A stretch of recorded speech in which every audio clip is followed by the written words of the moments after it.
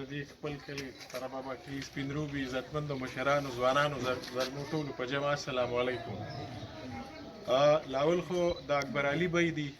د دوی د ترګانو د رشته دارانو د ټولو زه ډېر مشکور یم چې موږ ټول دی له په جرګه راغللو او هغوی زموږ هغه خبره ډېر په شارټ ټیم کې ومنله او موږ سره راضي شو ځکه چې بېګا ماښام موږ راغلو او بله شپه ورپسې موږ راغللو چې یاره دغه شانته زموږ یو سلسله شروع ده، زموږ یو کلی یو ګاونډ یو کور دی، کوشش په دا کوو چې یاره دلته خپله ورورولي جوړه کړو. الله دې د هغوی د خاندان ډېر قدر وکړي، زموږ هغه خبرې ومنله چې موږ له هم کوم عزت راکړو، الله دې دغه عزت تاسو ته درکړي. باقي خو خبرې ډېرې دي سیاسي ځینې څیزونه، خو دا پارټي دا کلی دا علاقه کله چې دا په یو اتفاق نه نو زموږ کامیابي نشته. موږ له پکار دي چې خپل کور ګاونډ کلی په یو اتفاق کړو. کله چې موږ په یو اتفاق شو موږ د دې خان مټې جوړې شو دا مضبوطي کړو، دا زموږ کامیابي ده. نن سبا یقین وکړئ په هر کور کې که وګورئ نو والد صاحب به په یو پارټۍ کې وي، زوی په بله کې وي، همدغه شان ده. کوشش په دا کوو چې خپلو کشرانو ته خپل دا نور چې کم زموږ کول دی چې دې ته هم دا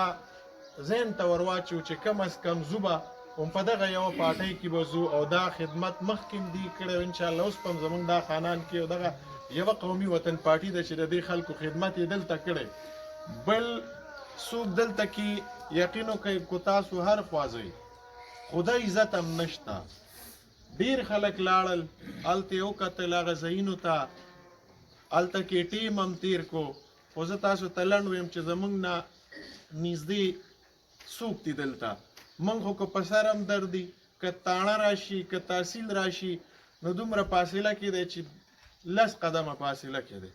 نو لنډ ورتلی شو، خپل جړه فریاد هم ورته کولی شو، هر قسمه. که زموږ هلته د دې نورو د پاټو د خلکو سره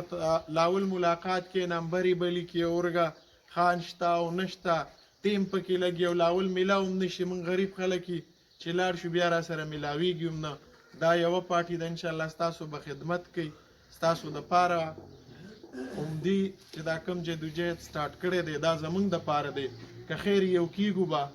او را روان چې کوم دی په 15 تاریخ باندې زموږ برسي ده، دې ته خو ما ټولو ته ویلي دي، په هغې کې به دا کوشش کوو چې ښه په اتفاق باندې ټول روزو او د ټولې دنیا ته ثابت کړو چې زموږ حیات محمد خان چې کوم شهید کړی شوی و هغه نشته په دې دنیا کې، خو د هغه سوچ او فکر د اوس ساعته پورې انشاءالله سټارټ دی او دغه سوچ او فکر به موږ هغه دشمنانو ته ښیو چې هغوی وویني چې دلته کې چې کم ناس خلک دي یقین وکړئ موږ ټولو نه دی لیدلی، خو دا شعور او دا پوهه او ځینې که دا موږ